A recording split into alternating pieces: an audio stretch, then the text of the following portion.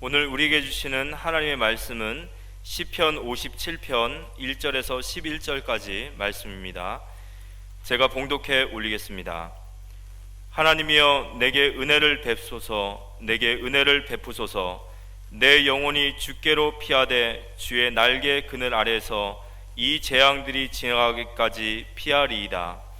내가 지존하신 하나님께 부르짖으며 곧 나를 위하여 모든 것을 이루시는 하나님께로다. 그가 하늘에서 보내사 나를 삼키려는 자의 비방에서 나를 구원하실지니라. 하나님이 그의 인자와 진리를 보내시리로다. 내 영혼이 사자들 가운데에서 살며 내가 불사르는 자들 중에 누웠으니 곧 사람의 아들들 중에라. 그들의 이는 창과 화살이요 그들의 혀는 날카로운 칼 같도다. 하나님이여 주는 하늘 위에 높이 들리시며 주의 영광이 온 세계 위에 높아지기를 원하나이다. 그들이 내 걸음을 막으려고 그물을 준비하였으니 내 영혼이 억울하도다. 그들이 내 앞에 웅덩이를 팠으나 자기들이 그 중에 빠졌도다. 하나님이여 내 마음이 확정되었고 내 마음이 확정되었사오니 내가 노래하고 내가 찬송하리이다. 내 영광아 깰지어다. 비파야 수금아 깰지어다. 내가 새벽을 깨우리로다. 주여 내가 만민 중에서 주께 감사하오며 문 나라 중에서 주를 찬송하리이다. 무릇 주의 인자는 커서 하늘에 미치고 주의 진리는 궁창에 이르나이다. 하나님이여 주는 하늘 위에 높이 들리시며 주의 영광이 온 세계 위에 높아지기를 원하나이다. 각 가정에서 지금 비대면으로 온라인 예배를 드리고 있는데 우리 사랑하는 가족에게 한번 축복하십시다. 아빠는 우리 아들은 세계에서 제일 소중한 사람입니다 하시기 바랍니다. 오늘은 2020년도 마지막 주일입니다. 주일 낮 예배로 마지막 주일인데 2020년 한 번도 겪어보지 못한 우리가 이를 겪으면서 힘겹게 달려온 한 해였습니다. 코로나가 무서운 것이 영화 감독으로 세계 3대 상을 휩쓴 사람도 나이가 60세였지만 걸리자마자 며칠 만에 이 세상을 떠나는 모습을 보면서 무서운 질병인 것을 보게 됩니다. 이런 무서운 전염병이 창궐하는 가운데서도 비대면으로 우리가 예배를 드리면서 주님 바라보고 있습니다. 그럼에도 불구하고 역사를 주관하시는 분은 하나님이시라고 하는 절대 하나님의 주권 앞에 우리는 겸손해져야 됩니다. 많은 어려움 가운데 계시는 사랑의 교회 또 지교회 선교지에 계신 우리 사랑의 교회 모든 가족 여러분들, 오늘 예배를 드리시면서 많은 힘을 얻으시고 하나님의 위로가 있게 되시기를 주의 이름으로 축원드립니다. 오늘 본문에 나오는 저자는 다윗입니다.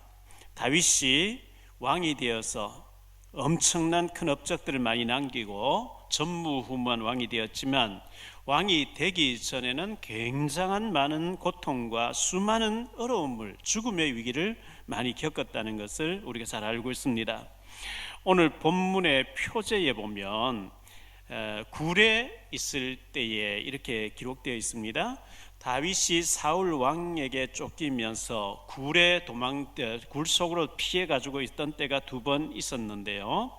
사무엘상 22장 1절로 2절에 보면 그러므로 다윗이 그곳을 떠나 아둘람 굴로 도망하매 그의 형제와 아버지의 온 집이 듣고 그리로 내려가서 그에게 이르렀고 환난 당한 모든 자와 빚진 모든 자와 마음이 원통한 자가 다 그에게로 모였고 그는 그들의 우두머리가 되었는데 그와 함께한 자가 400명 가량이었더라. 다윗이 도망다니는데 400명의 불량자, 아주 마음이 원통한 자 이런 사람 따라 나중에는 600명으로 불어나게 됩니다. 사무엘상 24장 1절로 7절에도 보면 다윗이 숨었던 굴이 나오는데요. 사울이 블레셋 사람을 쫓다가 돌아오매 어떤 사람이 그에게 말하여 이르되 보소서 다윗이 엔게디 광야에 있더이다 하니 사울이 온 이스라엘에서 택한 사람 3,000명을 거느리고 다윗과 그의 사람들을 찾으러 들염소 바위로 갈새 길가 양의 우리에 이른즉 굴이 있는지라 사울이 뒤를 보러 들어가니라. 다윗과 그의 사람들이 그 굴 깊은 곳에 있더니 다윗의 사람들이 이르되 보소서 여호와께서 당신에게 이르시기를 내가 원수를 내 손에 넘기리니 내 생각에 좋은 대로 그에게 행하라 하시더니 이것이 그 날이니이다 하니 다윗이 일어나서 사울의 겉옷자락을 가만히 베니라. 그리한 후에 사울의 옷자락 뱀으로 말미암아 다윗의 마음이 찔려 자기 사람들에게 이르되 내가 손을 들어 여호와의 기름 부음을 받은 내 주를 치는 것은 여호와께서 금하시는 것이니 그는 여호와의 기름 부음을 받은 자가 됨이라 하고 다윗이 이 말로 자기 사람들을 금하여 사울을 해하지 못하게 하니라. 사울이 일어나 굴에서 나가 자기 길을 가니라.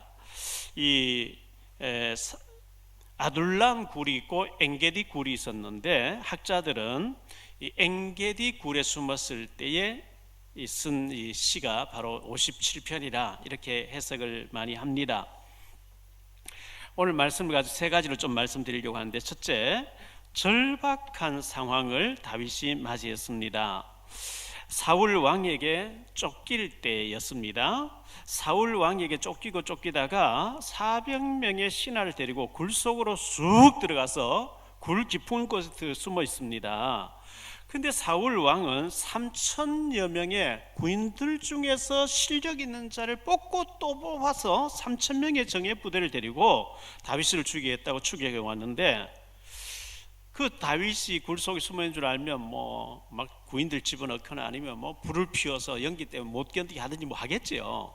근데 굴 속에 있는 줄 모르고 신하들 보고 너희들 다윗 찾아봐 이러놓고 자기는 좀 싫어 굴 속으로 들어온 거예요, 사울이. 그런데 굴 속에 들어오면 밝은 데 있다 캄캄한 데 들어오면 안에 아무것도 안 보이죠. 그런데 굴 깊은 곳에 다윗이 지금 숨어 있단 말이죠. 사울 왕의 이 당시 사울 왕의 영적인 상태가 어떠한 상태였느냐 하면 사무엘상 16장 23절에 보면 하나님께서 부리시는 악령이 사울에게 이를 때에 다윗이 수금을 들고 와서 손으로 탄즉 사울이 상쾌하게 낫고 악령이 그에게서 떠나더라. 귀신 들린 상태였어요. 사무엘상 16장 14절에도 보면 여호와의 영이 사울에게서 떠나고 여호와께서 부리시는 악령이 그를 번뇌하게 한지라. 악령에게 잡혔다, 귀신에게 잡혔단 말이죠. 이 귀신 들린 사람 참 대화가 안 되고 말이 안 통하고 어렵습니다. 왜? 악한 영에 잡혀서 자기 고집대로 이 악한 영이 시킨 대로 움직이기 때문에 대화도 안 되지요. 정상적인 생각도 안 되지요. 우리가 지금 상대하고 있는 저 북한 악한 영에 잡힌 사람들이기 때문에 굉장히 힘듭니다. 진짜 성령의 힘이 아니면 참 어려운 거거든요. 그런데 지금 우리 정부 당국자들 또 여당에서 포괄적 차별금지법, 굉장히 듣기에는 소수를 무시하면 안 된다, 굉장히 좋게 하는 것 같은데 포괄적 차별금지법. 근데 들여다보면 완전히 교회를 문 닫게 하려고 하는 악한 영의 사주를 받는 사람들이에요. 이 악한 영의 지배를 받는 사람 참 힘들죠, 상대하기가. 다윗이 그런 상태에서 쫓기고 있는 상황이었습니다. 이런 상황에서 다윗은 하나님께 은혜를 구합니다. 1절에 하나님이여 내게 은혜를 베푸소서, 내게 은혜를 베푸소서. 내 영혼이 주께로 피하되 주의 날개 그늘 아래에서 재앙들이 지나기까지 피하리이다. 하나님이여 여호와여 내게 은혜를 베푸시고 은혜를 베풀어 주소서. 주의 은혜가 아니면 난 잠시도 살 수가 없습니다. 이 원수들이 막 압박해 오는데 잠시도 견딜 수 없으니 여호와여 저에게 은혜를 베풀어 주옵소서. 바로 앞에 시편 56편도 다윗이 기록했는데 56편 1절에도 보니까요, 하나님이 내게 은혜를 베푸소서. 사람이 나를 삼키려고 종일 치며 압제하나이다. 이렇게 고백하고 있어요. 시편 123편 1절로 3절에 보면요, 시편 123편 1절로 3절에 보면 하늘에 계시는 주여 내가 눈을 들어 주께 향하나이다. 상전의 손을 바라보는 종들의 눈같이, 여주인의 손을 바라보는 여종의 눈같이 우리의 눈이 여호와 우리 하나님을 바라보며 우리에게 은혜 베풀어 주시기를 기다리나이다. 여호와여 우리에게 은혜를 베푸시고 또 은혜를 베푸소서. 심한 멸시가 우리에게 넘치나이다. 주의 은혜가 아니면 잠시도 살 수 없습니다. 주의 은혜가 아니면 넘어질 수밖에 없고 무너질 수밖에 없습니다. 주님 은혜를 베푸시고 은혜로 나를 붙잡아 주시고 피하게 해달라고 이렇게 간구하고 있습니다. 시편 121편 1절로 8절 이하에 보면요, 내가 산을 향하여 눈을 들리라. 나의 도움이 어디서 올까? 나의 도움은 천지를 지으신 여호와에게서로라. 여호와께서 너를 실족하지 아니하게 하시며 너를 지키시니가 졸지 아니하시리로다. 이스라엘을 지키시는 이는 졸지도 아니하시고 주무시지도 아니하시리로다. 여호와는 너를 지키시는 이시라. 여호와께서 내 오른쪽에서 내 그늘이 되시나니 낮에 해가 너를 상하게 하지 아니하며 밤에 달도 너를 해치지 아니하리로다. 여호와께서 너를 지켜 모든 환난을 면하게 하시며 또 내 영혼을 지키시리로다. 여호와께서 너의 출입을 지금부터 영원까지 지키시리로다. 우리를 지키시고 보호하실 분은 하나님이란 말이죠. 시편 4편 1절입니다. 역시 다윗의 고백입니다. 내 의의 하나님이여 내가 부를 때에 응답하소서. 곤란 중에 나를 너그럽게 하소사오니 내게 은혜를 베푸사 나의 기도를 들으소서 하고 있습니다. 시편 6편 2절입니다. 여호와여 내가 수척하여 싸우니 내게 은혜를 베푸소서. 여호와여 나의 뼈가 떨려오니 나를 고치소서. 시편 9편 13절입니다.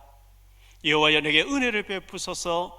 나를 사망의 문에서 일으키시는 주여 나를 미워하는 자에게서 받는 나의 고통을 보소서.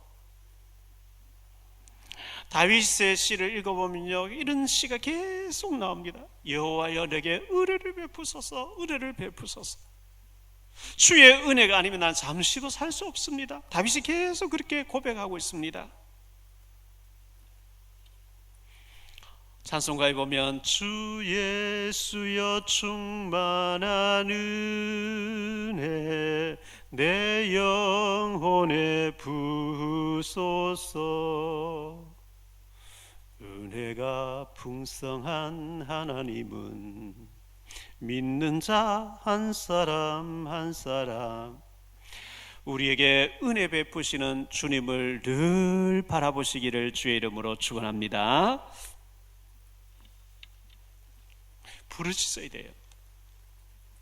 자, 죽게 피하라 이렇게 말씀하고 있습니다. 1절에 보니까요, 하나님이 내게 은혜를 베푸소서. 내게 은혜를 베푸소서. 내 영혼이 죽게 피하되 주의 날개 그늘 아래에서 이 재앙들이 지나기까지 피하리이다. 시편 91편 1절로 11절을 보겠습니다. 지존자의 은밀한 곳에 거주하며 전능자의 그늘 아래에 사는 자여, 나는 여호와를 향하여 말하기를 그는 나의 피난처요 나의 요새요 나의 의뢰하는 하나님이라 하리니, 이는 그가 너를 새 사냥꾼의 올무에서와 심한 전염병에서 건지실 것이미로다. 그가 너를 그의 깃으로 덮으시리니 내가 그의 날개 아래에 피하리로다. 그의 진실함은 방패와 송병패가 되시나니, 너는 밤에 찾아오는 공포와 낮에 날아오는 화살과 어두울 때 퍼지는 전염병과 밝을 때 다가오는 재앙을 두려워하지 아니하리로다. 1000명이 내 왼쪽에서 10,000명이 내 오른쪽에서 엎드러지나 이 재앙이 내게 가까이 하지 못하리로다. 오직 너는 똑똑히 보리니 악인들의 봉을 내가 보리로다. 내가 말하기를 여호와는 나의 피난처시라고 지존자를 너의 거처로 삼았으므로 화가 내게 미치지 못하며 재앙이 내 장막에 가까이 오지 못하리니, 그가 너를 위하여 그의 천사들을 명령하사 내 모든 길에서 너를 지키게 하심이라. 하나님이 천사를 보내서 우리를 지키시겠다. 얼마나 감사한 일입니까? 찬송가에 보면 피난처 있으니 환난을 당한 자 이리 오라. 피난처, 우리의 환난 중에, 위기 중에, 고통 가운데 피난처는 하나님이신 줄 믿으시기 바랍니다. 두 번째로 생각할 말씀은요, 나를 위하여 모든 것을 이루시는 하나님이라고 오늘 2절 말씀에 다윗은 고백하고 있습니다. 부르짖는 기도를 해야 됩니다. 우리가 하나님 앞에, 나를 위해서 모든 것을 이루시는 하나님 앞에 부르짖는 기도를 해야 되는데요, 2절에 보니까요, 내가 지존하신 하나님께 부르짖으며 곧 나를 위하여 모든 것을 이루시는 하나님께로다. 내가 지존하신 하나님께 부르짖으며 나를 위해서 모든 것을 이루시는 하나님께로다. 다급하면요, 부르짖게 돼 있어요. 아프면은 소리 지르게 돼 있어요. 시편 56편 8절에 보니까요, 나의 유리함을 주께서 계수하셨사오니 나의 눈물을 주의 병에 담으소서. 이것이 주의 책에 기록되지 아니하였나이까. 다윗은 눈물을 뚝뚝 흘리면서 내 눈물을 주님 병에 담아주세요. 내 눈물을 보세요. 시편 39편 12절입니다. 여호와여, 나의 기도를 들으시며 나의 부르짖음에 귀를 기울이소서. 내가 눈물 흘릴 때에 잠잠하지 마옵소서. 나는 주와 함께 있는 나그네이며 나의 모든 조상들처럼 떠도나이다. 내 눈물의 기도를 들어달라, 이렇게 고백하고 있습니다. 열왕기하 20장 2절로 5절입니다. 히스기야가 낯을 벽으로 향하고 여호와께 기도하여 이르되, 여호와여, 구하오니 내가 진실과 전심으로 주 앞에 행하며 주께서 보시기에 선하게 행한 것을 기억하옵소서 하고 히스기야가 심히 통곡하더라. 이사야가 성읍 가운데까지도 이르기 전에 여호와의 말씀이 그에게 임하여 이르되, 너는 돌아가서 내 백성의 주권자 히스기야에게 이르기를, 왕의 조상 다윗의 하나님 여호와의 말씀이 내가 내 기도를 들었고 내 눈물을 보았노라. 내가 너를 낫게 하리니 네가 3일 만에 여호와의 성전에 올라가겠고. 하나님께서 히스기야의 눈물을 보시고 그의 기도를 들으셨다. 눈물의 기도. 에레미야 33장 1절로 3절입니다. 에레미야가 아직 시위대 뜰에 갇혀 있을 때에 여호와의 말씀이 그에게 두 번째로 임하니라. 이르시되, 이를 행하시는 여호와, 그것을 만들며 성취하시는 여호와, 그의 이름을 여호와는 이가 이와 같이 이르시도다. 너는 내게 부르짖으라. 내가 네게 응답하겠고 내가 알지 못하는 크고 은밀한 일을 내게 보이리라. 너 응답받고 싶으냐? 내게 부르짖어 봐라. 하나님 내게 부르짖어 봐라. 내가 이 일을 만들어서 네게 보여주리라. 이를 행하는 여호와, 그것을 지어 성취하는 여호와, 그 이름을 여호와라 하는 자가 이같이 이르노라. 너는 내게 부르짖으라. 시편 81편 10절입니다. 나는 너를 애굽 땅에서 인도하여 낸 여호와 내 하나님이니 내 입을 넓게 열라. 내가 채우리라 하였으나. 너의 입을 넓게 열라. 부르짖으라. 내가 채워주리라. 사사기 15장 18절로 19절입니다. 삼손이 낙이 특비 하나 가지고 블레셋 구인들 1000명을 죽여 난 뒤에 목이 말라 쓰러 죽을 지경에 이르렀을 때 삼손이 기도하는 장면입니다. 삼손이 심히 목이 말라 여호와께 부르짖어 이르되, 주께서 종의 손을 통하여 이 큰 구원을 베푸셨사오나 내가 이제 목말라 죽어서 할례 받지 못한 자들의 손에 떨어지겠나이다 하니, 하나님이 레히의 한 우묵한 곳을 터뜨리시니 거기서 물이 솟아나오는지라. 삼손이 그것을 마시고 정신이 회복되어 소생하니, 그러므로 그 샘 이름을 에나꼬레라 불렀으며 그 샘이 오늘까지 레히에 있더라. 삼손이 목이 말라 쓰러져 죽게 됐어요. 부르짖으니까 하나님께서 우묵한 곳으로 터뜨려서 샘이 펑펑펑 솟아나오게 만드신 거 있지. 부르짖는 자의 샘 에나꼬레라 했습니다.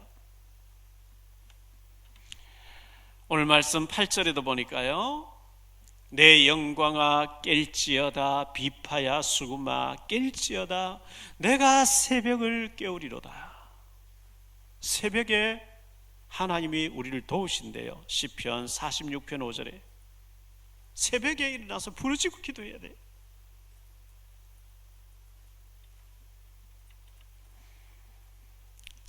저는 과거에 산기도를 많이 요즘 뭐 바빠 산기도 못 가는데요. 집에서 기도하다 안 되면 교회 나오셔서 기도하시고, 교회 나오셔도 기도해서 기도가 안 되어지면 산기도도 가시고요. 산기도 가서도 잘 안 되어지면 금식기도 하시면서 부르짖어야 돼요.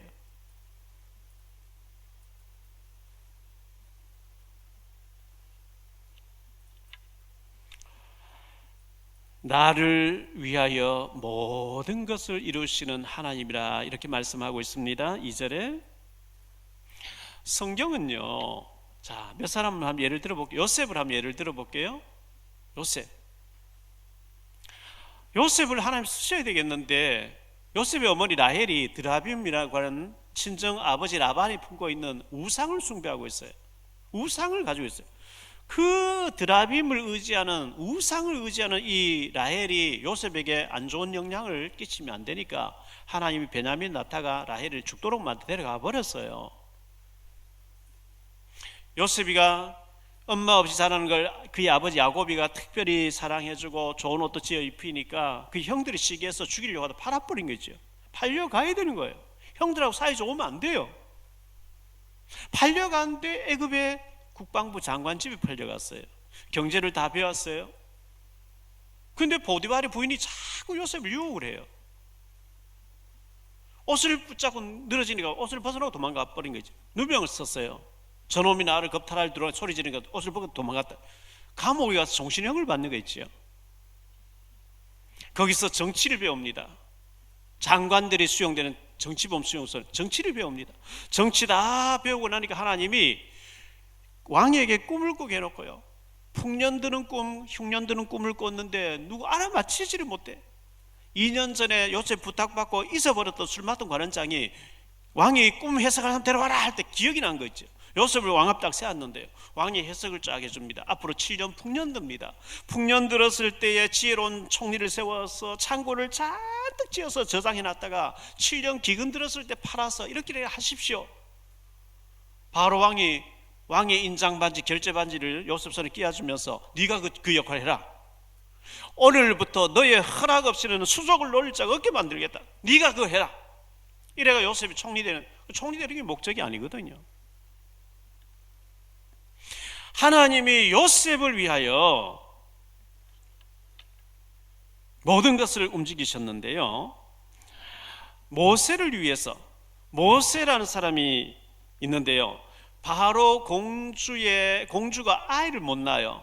이 공주를 연구해 보면 무남 동녀 딸인데 이 무남 동녀 딸이 바로의 왕을 이어가야 되는데 결혼했는데 애를 못 낳아요. 애를 못 낳게 해놓고 모욕하러 가다 모세를 건져 올려서 양자 삼도록, 그래서 모세를 왕궁에서 살아도록 만드는 하나님의 기가 막히는 하나님의 역사죠. 자, 모세가 출애굽시켜서 나왔습니다. 광야에서 40년 보냅니다. 이제 그 정탐꾼을 보내서 탐지하게 했습니다. 40일 정탐하고 돌아와서 불신앙합니다. 못 간다 하니까 하나님이 모세에게 민수기 14장 12절에 이렇게 말씀합니다. 내가 전염병으로 그들을 쳐서 멸하고, 출애굽한 이스라엘 백성을 말합니다. 전염병으로 그들을 쳐서 멸해버리고 모세 그들보다 크고 강한 나라를 이루게 하리라. 너 하나 들어서 내가 하겠다. 하나님 보시기에 이스라엘 참 백성보다도 모세 한 사람이 중요한 거예요. 다 멸해버리고 모세 너 하나 들어서 내가 일을 하겠다. 그럼 모세가 아이고 그래 주십시오 이게 아니고, 하나님 주변 나라가 다 우리를 주시하고 있는데요, 여기 다 죽여버리면 하나님 능력으로 다 죽였다, 그 하나님 영광이 땅에 떨어지는데 어떡할래요? 용서해 주셔야 돼. 이래 나오는 거예요. 모세 한 사람 하나 얼마나 귀하게 보셨다는 거죠. 다 죽여버려. 너 하나 들어서 하겠다는 거예요. 사무엘입니다. 사무엘상 7장 13절에 보면 사무엘이 살아있는 날 동안에 블레셋을 막아서 전쟁이 일어나지 않게 하겠다. 사무엘 한 사람 때문에 나라가 전쟁이 없어지는 게 재앙이 그치는 거 있죠. 바울입니다. 사도행전 27장 24절에 보면 바울아 두려워하지 말라. 네가 가이사 앞에 서야 하겠고 또 하나님께서 너와 함께 항해하는 자를 다 내게 주셨다 하였으니 이 276명 배를 타고 있는 이 모든 사람을 너 때문에 내가 다 살려주겠다. 바울 한 사람이 얼마나 중요했는지요. 마태복음 24장 14절입니다. 이 천국 복음이 모든 민족에게 증언되기 위하여 온 세상에 전파되리니 그제야 끝이 오리라. 하나님의 역사의 수레바퀴가 땅끝까지 복음이 증거되는 곳으로 지금 달려가고 있는데 그 대열 속에 우리가 들어가 버렸다. 중요한 사람이에요. 하나님 세계복음 하는데 나는 상관없는 다른 쪽에 가 있다. 그 세계복음을 막고 방해하는 쪽에 가 있다. 저주받는 코스가 있는 거죠. 시편 91편 7절입니다. 1000명이 내 왼쪽에서 10,000명이 내 오른쪽에서 엎드러지나 이 재앙이 내게 가까이 하지 못하리로다. 왜? 너는 세계복음 해야 되니까. 창세기 39장 5절입니다. 그가 요셉에게 자기의 집과 그의 모든 소유물을 주관하게 한 때부터 여호와께서 요셉을 위하여 그 애굽 사람의 집에 복을 내리심으로 여호와의 복이 그의 집과 밭에 있는 모든 소유에 미친지라. 여호와께서 요셉을 위하여 보디발의 밭에 모든 것을 다 축복으로 요셉을 위해서 다 축복했다는 거예요. 여호와께서 요셉을 위하여 했지만은 사실은 하나님의 복음 위해서죠. 요셉이 복음이 생명 걸어버리고 요셉을 위해서 보디발의 밭에까지 역사해버린 거 있죠.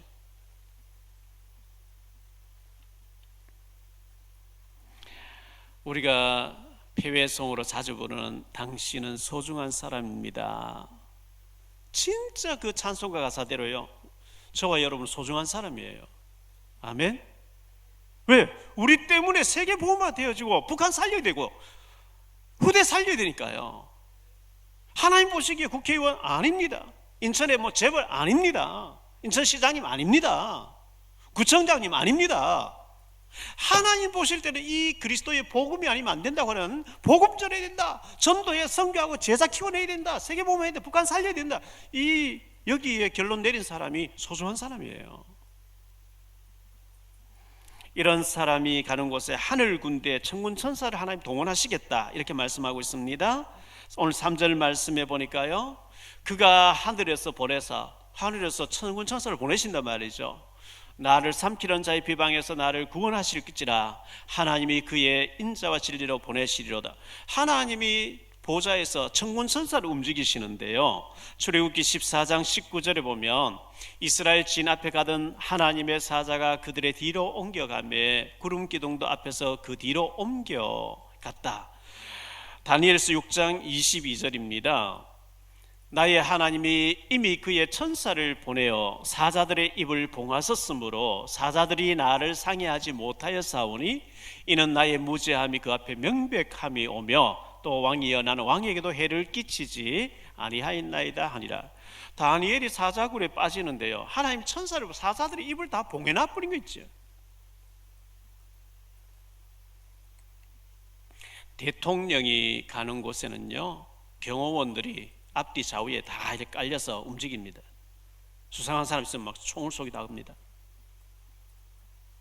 눈에 보이지 않게 그리스도의 복음의 언약에 결론 내린 사람이 움직이는 곳에는 눈에 보이지 않게 천군 천사가 호위하고 동행하는 줄 믿으시기 바랍니다. 세 번째로요, 마음 확정입니다. 내가 이렇게 소중한 사람인데 억울한 일을 당할 때가 많이 있어요. 억울한 일. 6절에 보니까요, 그들이 내 걸음을 막으려고 그물을 준비하였으니 내 영혼이 억울하도다. 그들이 내 앞에 웅덩이를 팠으나 자기들이 그 중에 빠졌도다. 억울하죠. 나는 손해를 안 끼쳤는데, 덕을 끼쳐줬는데 나를 죽이려고 해요. 억울하죠. 요셉 때문에 하나님 보디발의 모든 것에 축복했는데 보디발의 아내가 이 요셉을 유혹하는, 요셉은 피했는데 누명 씌워서 감옥 보내버리니까 억울하죠. 그러나 그렇게 누명 쓰고 가게 해서 정치범 수용해서 정치를 배우게 했고, 또 장관과의 만남과 바로 앞에 와 소개해야 되는 모든 과정을 하나님이 주관해. 크게 보면 억울할 게 없어요. 전부 하나님의 도구로 쓰임받은 거예요. 요셉을 시기해서 팔았던 형들도 쓰임받은 거고.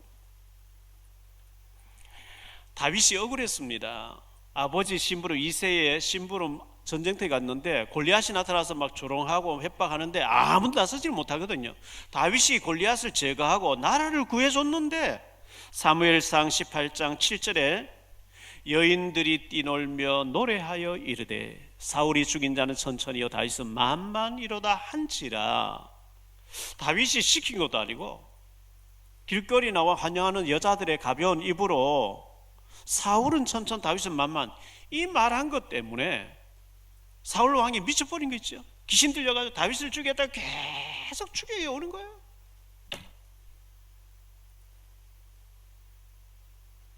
다윗이 왕이 될 때 30살이었다 했거든요.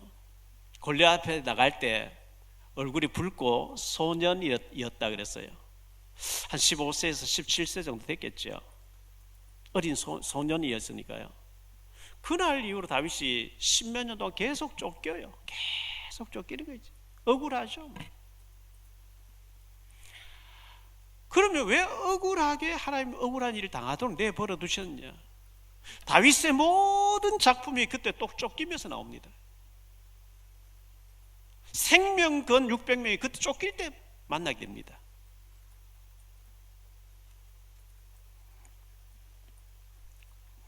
다니엘이 믿음 지키려고 하다가 사자굴에 들어갑니다.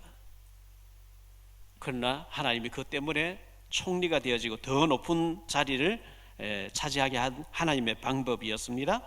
마가복음 10장 29절로 30절에 보면 예수께서 이르시되 내가 진실로 너희에게 이르노니 나와 복음을 위하여 집이나 형제나 자매나 어머니나 아버지나 자식이나 전토를 벌인 자는 현세에 있어 집과 형제와 자매와 어머니와 자식과 전토를 100배나 받되 박해를 겸하여 받고 넷세의 영생을 받지 못할 자가 없느니라. 나와 복음 때문에, 예수님과 복음 때문에 우리가 누명 쓰고 때로는 막 사이비 같다 이단 같다 누명 쓰기도 하고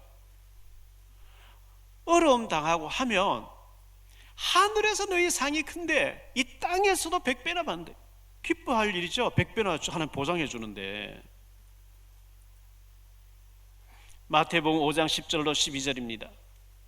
의를 위하여 박해를 받은 자는 복이 있나니 천국이 그들의 것임이라. 나로 말미암아 너희를 욕하고 박해하고 거짓으로 너희를 거슬러 모든 악한 말을 할 때에는 너희에게 복이 있나니 기뻐하고 즐거워하라. 하늘에서 너희의 상이 큼이라. 너희 전에 있던 선지자들도 이같이 박해하였느니라. 너희가 복음 때문에 박해를 받냐? 기뻐해라. 이 땅에서도 100배나 받고 하늘의 상급이 크다. 우리 예수님의 말씀이거든요. 여러분 믿음 지키려고 하다가 손해보고 믿음 지키려고 하다가 억울한 일 당하고 속상한 일 당하는 때가 있습니까? 하나님 보고 계시고 그게 하나님 앞에 축복이 되어집니다. 그들이 나를 죽이려고 그물을 치고 웅덩이를 팠는데 그들이 거기 빠진다 그랬어요. 자, 마음이 확정되어야 됩니다. 7절에 보니까 하나님이여 내 마음이 확정되었고 내 마음이 확정되었사오니 내가 노래하고 내가 찬송하리이다. 비록 지금 나는 굴 속에 숨고 3,000명에 쫓기고 언제 죽을지 모를 아슬아슬하지만 나는 내 마음이 확정되고 확정됐다는 거예요. 이런 어려움 당한다고 내가 흔들리 아니라는 거예요. 다윗이 왜 이렇게 담대하죠? 그는 이런 일 당하기 전에 사무엘이 와서 너는 왕 될 거라고 머리에 기름 부으면서 예언해 줬어요. 하나님의 응답을 미리 받아놓은 게 있어요. 요셉이가 누명 쓰고 감옥 가서 낙심하지 않는 것은요, 벌써 하나님 창세 37장 1절 11절에 보니까 해와 달과 별절하는 하나님이 앞으로 요셉을 해결해서 이루어주겠다 다 보여주신 게 있어요. 그 확신이 믿음이 있으니까 하나님 사랑이 믿어지니까 낙심하지 않습니다. 비록 내가 쫓기고 위기를 만났고 절박한 가운데 부르짖고 있지만 내 마음은 확정되고 확정되어 싸우리. 흔들리지 않습니다. 시험 들지 않습니다. 갈등하지 않습니다. 그리스도 나와 함께한다 끝이지요. 뭐 갈등할 거 뭐 있겠어요. 아니, 하다 망하면 망하는 거죠. 뭐 죽을 있으면 죽는 거죠.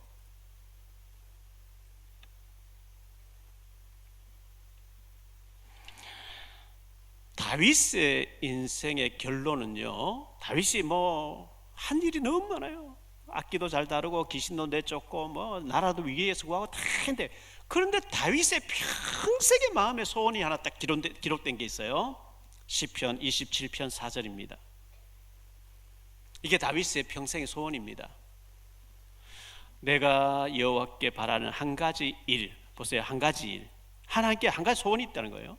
그것을 구하리니 곧 내가 내 평생에 여호와의 집에 살면서 여호와의 아름다움을 바라보며 그의 성전에서 사모하는 그것이라. 내가 하나님의 성전을 지어가지고 거기서 하나님을 찬미하고 예배하고 모든 사람이 와서 예배도 하고 은혜 받게 하는, 그게 자기 소원이. 참 다윗의 중심이 돼서 하나님 축복하시는 거예요.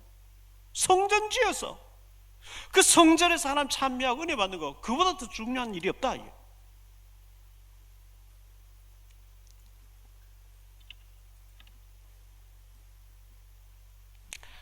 다윗의 소원이 아름다운 하나님의 성전 지어서 하나님 모르는 이웃 나라에까지 하나님이 살아계시 알리는 게 다윗의 소원이었는데, 하나님 다윗을 얼마나 축복하신 전무후무한 왕이 되겠어요. 지금 지구상에 237 나라 가운데 가장 악한 정권이 잡고 있는 북한, 예수 믿는 사람 다 잡아 죽이는 북한, 이란도 예수 믿는 사람 나오면 죽이는데요. 이란은 이슬람권 무슬림 나라니까 그렇다 치고, 동양의 예루살렘, 평양에 그 부교회가 많던 곳에 교회를 다 없애고 김일성 동상을 38,000개를 전국에 세워놓고 영생탑이라고 38,000개 세워놓고 그 절하게 만드는 저 호전적인 북한,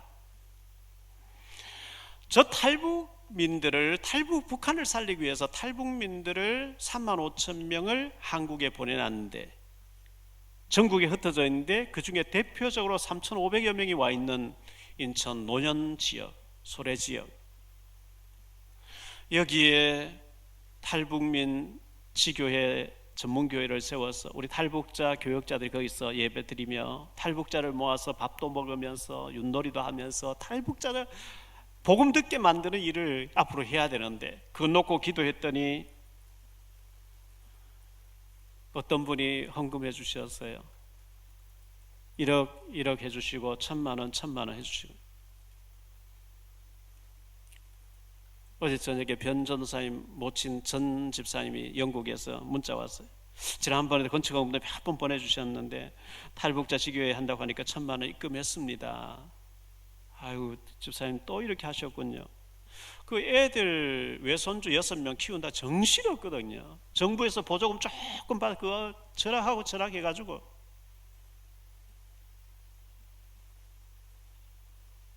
$100만 원씩 또 헌금하시는 분이 계시는데, 제가 말씀드릴게요. 아무리 어려워도 10,000원은 할 수 있겠죠. 탈북자 지교회 세운다는데 10,000원은 할 수 있겠죠. 당장 해야 되는 것도 아닙니다. 형편될 때 하세요. 어려우시면 10,000원이라도 하시고요. 또 여유 있는 분은 10만 원 하시고요. 또 100만 원 할 수 있는 100만 원 하시고요. 당장 이번 달에 다음 1월 달에 다 해야 되는 것도 아니고요. 석 달 만에 해도 되고 6개월 후에 해도 되고 우리가 그곳에 탈북자들이 다 와서 쉬면서 말씀 듣고 포럼하고 복음 집어넣어가서 사명자를 키워내는, 에스겔 마른 뼈에 하나님의 여호와의 군대를 일으키듯이 우리가 그 역할을 해야 하는 이 탈북자 지교회, TCK 지교회, 다민족도 거기 와서 은혜 받을 수 있도록 이걸 놓고 기도했는데, 하나님이 급하신가 봐요. 사람들의 마음을 감동시켜 주셔서 지금 코로나 때문에 이렇게 어려운 상황에서 1억을 헌금한다는 적은 일이 아니잖아요. 외부에서 이렇게 하시면 우리는 작은 성의를 우리도 동참해야 안 되겠어요? 그래서 너무 부담 갖지 마시고, 뭐 임직헌금도 있고 건축업지까지 해왔는데, 예, 그렇습니다. 하나님 아시겠죠? 조급하게 억지로 하라는 것도 아니고 형편되시거든. 난 10,000원 할래요, 나는 10만 원 할래요, 할 수 있는 분 동참하세요. 그리고 기도해 주세요. 하나님 어떻게 하시는지 봐야 되니까요.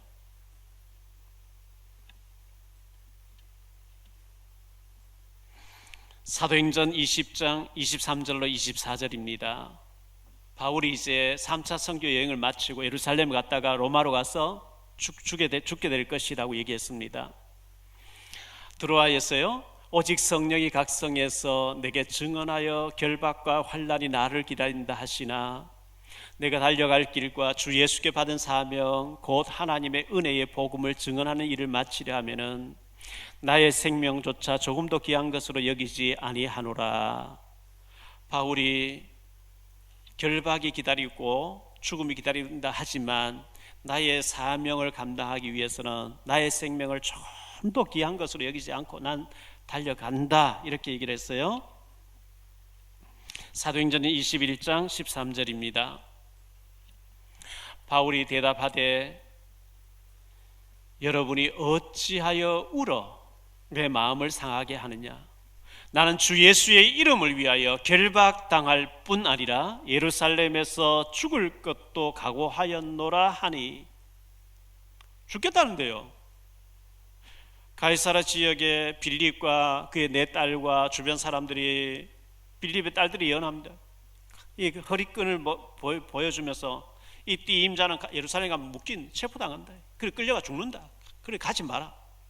바울이 너희가 어찌해서 울어서 내 마음을 아프게 하느냐. 나는 죽기를 각오했다. 로마 가서 증거해야 될 게 아니냐.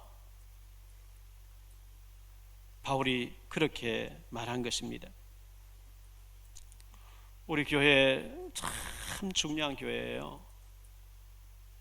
중직자 가정에 사업장 신방 가니까 오바다가 100명을 돌봤던 성경 구절을 적어놓고 내가 사업하는 목적, 오바다처럼 100명의 주의 사자를 섬기기 위해서 또 붙여놓고 고백하고, 날마다 그 고백하고, 얼마나 귀합니까? 하나님 보실 때 어떤 재물보다 그런 분이 더 중요하지 않겠어요? 어떤 분은 렘넌트를 키우기 위해서, 어떤 사람은 탈북자 한 명씩 키워내기 위해서, 선교하기 위해서. 여호와여 내 마음이 확정되고 확정되어 사오니, 확정 결론 내리면 하나님께서 받으실 줄 믿습니다. 만민 중에서, 문나라 중에서 이렇게 나옵니다. 만민 중에서, 문나라 중에 4절에 보니까요, 9절에 보니까요, 주여 내가 만민 중에서 주께 감사하오며 문나라 중에서 주를 찬송하리이다. 10절 11절입니다. 무릇 주의 인자는 커서 하늘에 미치고 주의 진리는 궁창에 일어나이다. 하나님이여 주는 하늘 위에 높이 들리시며 주의 영광이 온 세계 위에 높아지기를 원하나이다. 제가 전에 말씀드렸는데요, KBS 기자로 계신 분하고 중국 청도에 가보자, 탈북자 하는 사람이 있다. 갔어요. 수포 하더라고요. 남편은 조선족이고 부인이 탈북자인데 그 탈북자를 만나러 계속 가고 복음을 전하니까 거기서 한 서너 시간 시골로 가면 농촌에 탈북자가 있다는 거 알고 보니까 그 사람 팔아먹은 사람이에요. 이 사람은 탈북자는 막 팔아먹어요. 팔려고 와서 그쪽에 7명이 마을에 있는데 제가 우리 김하람 성의사 그쪽 보냈어요. 거기서 만나진 사람 김순옥이라고 하는 탈북자 집사였는데 어느 날 김순옥 집사가 노현동으로 온 거예요. 하나원에 있을 때 같이 있던 사람이 그 다음 기수로 황경석이라는 사람이 또 왔어요. 노현직이 있어요. 그 교회 나오다가 황경석 씨가 잘 안 나와요. 신방 가보니까 같은 동기 중에서 하나원에서 같이 나온 사람 중에서 암 환자가 있어서 성남에 있는데 죽을 날 얼마 남았기 때문에 주일날마다 거기 가서 이 자매를 암 환자를 돌봐주고 하다 보니 교회 못 나온. 그 사람 이름 대봐라 이래가 성남에 저하고 집사람하고 윤혜진 목사님 찾아갔죠. 28살 먹은 서은주라는 자매는 암 환자로 이제 죽어가는데 거기 21살 먹은 서은정이라는 자매가 옆에서 언니를 돌봐주고 있는 거예요. 북한에서 온 자매죠. 금방 죽는다는 사람 8개월도 안 죽고 있어요. 그래서 언니 같이 이제 하치에게 팔려왔던 사람이라 같이 이제 한국 와 언니가 죽어가니 계속 돌봐주는 친언니는 아닌데 옆에서 돌봐주는 그 자매가 은혜를 받아 계속 언니가 빨리 안 죽는 가운데 계속 이제 말씀을 전하는 은혜를 받고 사명자가 되는 거예요. 그런데 지나 쭉 스토리를 엮어보니까 황경석이라는 사람이 그의 아버지가 인천 만수동에 살았어요. 부인과 딸 넷을 뜨고 주체사상 공산주의 사상에 물들어가지고 6.25 사변 와중에 평양에 오라는 지령을 받고 갔다 오겠다고 갔는데 한 달쯤 걸리고 갔는데 북한에서 안 내려보내주고 탄광에 집어넣어버린 거예요. 공산주의 좋다고 지령받고 오겠다고 갔는데 탄광에 보내놓고 생이별 되어지니까 얼마나 억울하겠어요. 탄을 캐고 밤새도 울고 술 마시고 남한에 인천 만수동 두고 부인과 애, 딸 넷을 매일 울고 하는데 황경석이 엄마가 결혼했다 실패한 거예요. 실패하고 그 탄광에 와서 허드렛 일해주고 국수 삶아주고 뭐 이런 거 하는데 한국에서 온 사람 계속 울고 하니까 위로하고 하다가 같이 살게 된 거예요. 거기서 황경석이 태어난 거예요. 그의 아버지가 죽으면서 혹시 네가 살아서 한국 갈 일이 있거든 통일되거든 인천 만수동에 가서 내 가족들 찾아라 내 원래 부인과 딸 찾아라 계속 그 얘기한 거예요. 황경석이 자기 아버지가 한국 출신이니까 북한에서 혈통이 안 좋으니까 실패하고 중국으로 팔려왔다가 한국으로 왔는데요. 나는 인천 만수동 가야 된다 소래 쪽으로 왔는데 경찰관 보고 자기 아버지 가서 찾아라 못 찾는 거예요. 벌써 80년 70년 80년 전에 사람 못 찾는 거예요. 다 죽었고 못 찾는 거예요. 그 황경석 때문에 이 은정이라는 자매 하나가 연결돼서 그 사람이 사명자로 지금 신학생 딱 돼가지고요. 요 한 사람의 은정이라는 자매 하나를 사명자 만들기 위해서 하나님은 7, 80년 전에 황경석 아버지가 연관되고 해서 우리는 딱 붙여놓고 순옥이도 떠나고 경석이 다 떠나게 만든 거예요. 요 하나만 딱 사명자 남는 게 있지. 요 아이 요 자매가 얼마나 저는 귀하게 보이는지 몰라요. 이게 완전 주인공이라. 결론적으로요, 여러분 절박한 상황이 있습니까? 에스라 9장 3절 4절에 보니까 이런 말씀은 내가 이 일을 듣고 속옷과 겉옷을 찢고 머리털과 수염을 뜯으며 기가 막혀 앉으니 이에 이스라엘의 하나님의 말씀으로 말미암아 떠는 자가 사로잡혔던 이 사람들의 죄 때문에 다 내게 모여오더라. 내가 저녁 제사 드릴 때까지 기가 막혀 앉았더니. 기막힌 일들이 많이 있어요. 탄식하고 기가 막혀. 시편 40편 1절로 2절입니다. 내가 여호와를 기다리고 기다렸더니 귀를 기울이사 나의 부르짖음을 들으셨도다. 내가 기가 막힐 웅덩이와 수렁에서 끌어올리시고 내 발을 반석 위에 두사 내 걸음을 견고하게 하셨다. 여러분 살다 보면 기가 막힐 정도로 손에 맥이 다 풀릴 정도로 어려움 속에 상황 속에 빠질 때가 있습니다. 다윗이 지금 상황 그랬어요. 그럴 때에 낙심하지 마시고 주님 바라보셔야 됩니다. 그리고 우리는 주인공이라는 것을 명심하셔야 됩니다. 드라마나 영화에 보면 주연이 있고 조연이 있고 엑스트라가 있고 구경꾼이 있어요. 주인공은 망하지. 모든 스토리가 주인공 위주로 돌아가요. 요셉 위주로 모든 게 돌아가잖아요. 모세 중심 모든 게 돌아가잖아요. 다윗 중심 모든 게 돌아가잖아요. 저 하나 박용배, 별 볼일 없는 박용배 목사를 하나님 만들기 위해서 저희 어머니 일찍 돌아가시고 제가 잘못될까봐 아버지 형님 세 분 알코올 중독으로 무너져가는 걸 제가 보면서 나는 저래 안 살아야 되겠구나. 어떤 목사님이 정치꾼 목사 돼서 교회에 싸움 붙여놓고 뒤에서 돈 받으면서 정치꾼 목사 돼서 막 망하는 걸 저는 보면서 저렇게 정치꾼 목사 되면 안 되는 거구나. 하나님이 많은 것을 보여주시면서 제 하나 조그마한 목사를 하나님이 다듬기 위해서 주변에 얼마나 많은 일을 작업하시는지. 저와 여러분은 주인공입니다.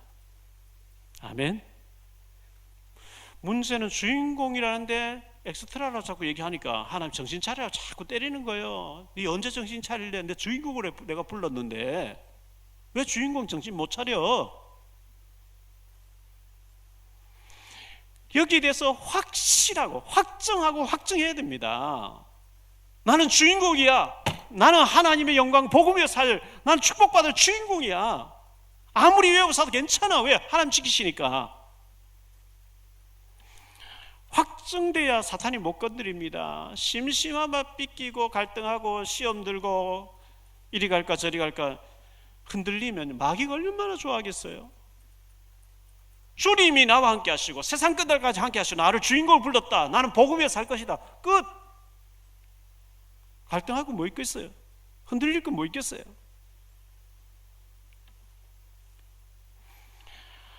잠언 13장 22절에요. 선인은 그 산업을 자자손손에게 끼쳐도 죄인의 재물은 의를 위해 샀는데요. 죄인의 재물은 의를 위해 사놓은데 하나님께서요. 욥기서 27장 16절로 17절입니다.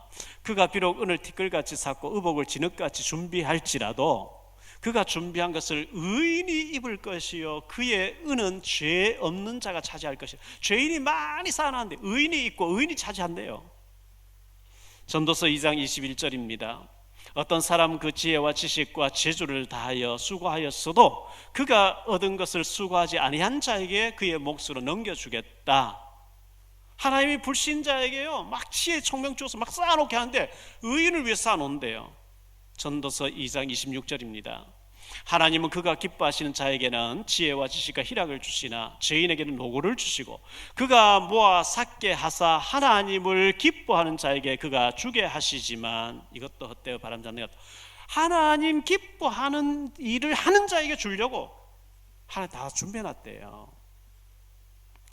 우리 최경신 장로님 강화에 계시는데 펜션하고 이렇게 건축업을 하시죠. 참 강화에 가보니까 막 참 마음에 드는 동네도 많이 있고 한데 북한 바로 앞에 보이는 좋은 언덕 위에다가 우리 교회에서 땅을 한 2,000평 사서 4,000평 사서 수양관 짓고 했으면 좋겠다. 저도 뭐 가보니 너무 마음에 들어요. 바로 앞에 북한이 보이고 앞으로 발전할 가능성이 많이 있는데 장로님 또 교회를 위해서 저를 생각해서 많이 이제 연구해서 이렇게 오셨는 것인데 제가 대단히 죄송하게 지금 할 수 없다고 말씀드렸어요. 여러분 잘 좀 제 얘기를 잘 판단하 앞으로 여러분 활용을 잘 하세요. 우리 언약 가진 우리는요 오늘 말씀 쭉 보면 그때 제가 장로님들이 그런 얘기를 했어요. 우리 지금 현재 그 살 돈도 없고 지을 돈도 없다. 언약 없는 교회에서나 언약 없는 사람이 막 비싸게 사서 막 지어놓고 부도날 때 우리는 싼 값에 가져오는 게 그게 하나님 뜻이다. 왜? 하나님이 지혜와 총명 줘서 막 쌓아놨는데 누구에게 주려고? 의인에게, 언약 가진 자에게 주려고 한다.